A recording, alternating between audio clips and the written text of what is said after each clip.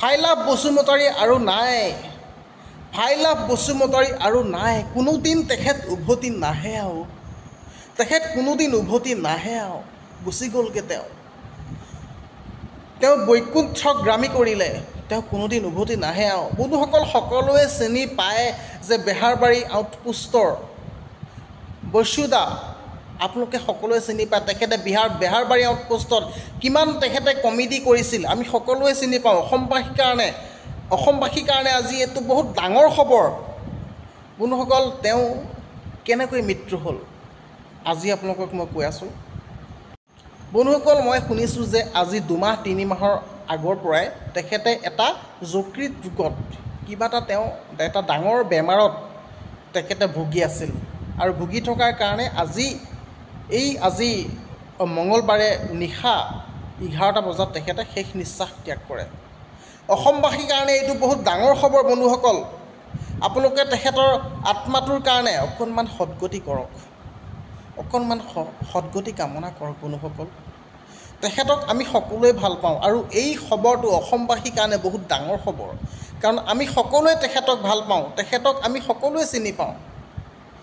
আজি name care হস্পিটেলত তেখেতে শেষ নিশ্বাস ত্যাগ কৰিলে, এইটো খবৰ বহুত ডাঙৰ।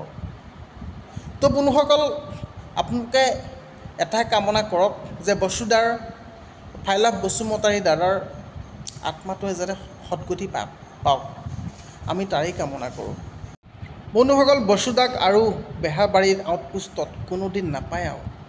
তেখেতৰ যে বেমাৰ হৈ আছিল, খবৰটো আমি কোনেও কিন্তু পোৱা নাছিলোঁ দেই, কোনেও কিন্তু পোৱা নাছিলোঁ। পোৱা হয় হয়তো আমি খবৰ ল'বলৈ গ'লোঁ হয়, কিন্তু তেখেতৰ মৃত্যুৰ পাছতহে আমি গম পাইছোঁ, হয়নে? আপোনালোকে কোনে কোনে গম পাইছিল বন্ধুসকল, মোক জনাবচোন। এইয়া চাওক, আপোনালোকক মই কেইখনমান ফটো দেখাইছোঁ বসুদাৰ। বন্ধুসকল, কোনোদিন বেহাৰবাৰীত নাপায় আৰু, হয়তো অসমবাসীৰ কাৰণে এইটো বহুত ডাঙৰ খবৰ, বহুত দুখ লগা খবৰ।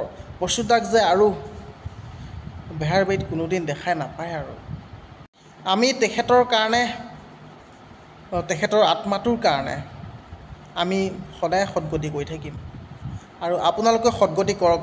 বন্ধুসকল, ভিডিঅ'টো যদি ভাল পালে লাইক কৰক, কমেণ্ট কৰক, ছাবস্ক্ৰাইব কৰক, আৰু এই ভিডিঅ'টো আন এজনলৈ শ্বেয়াৰ কৰি দিয়ক, যাতে বসুদাৰ কাৰণে সকলোৱে যাতে সদগতি কামনা কৰে। তো বন্ধুসকল, আজি ভিডিঅ'টো ইমানেই। আপোনালোকক মই তেখেতৰ আৰু নেক্সট ভিডিঅ' দেখাবলৈ চেষ্টা কৰিম, মোৰ ভিডিঅ'টো ছাবস্ক্ৰাইব কৰি থ'ব। তো বন্ধুসকল, আজি ইমানেই ভিডিঅ'টো, ধন্যবাদ। জয় আই অসম।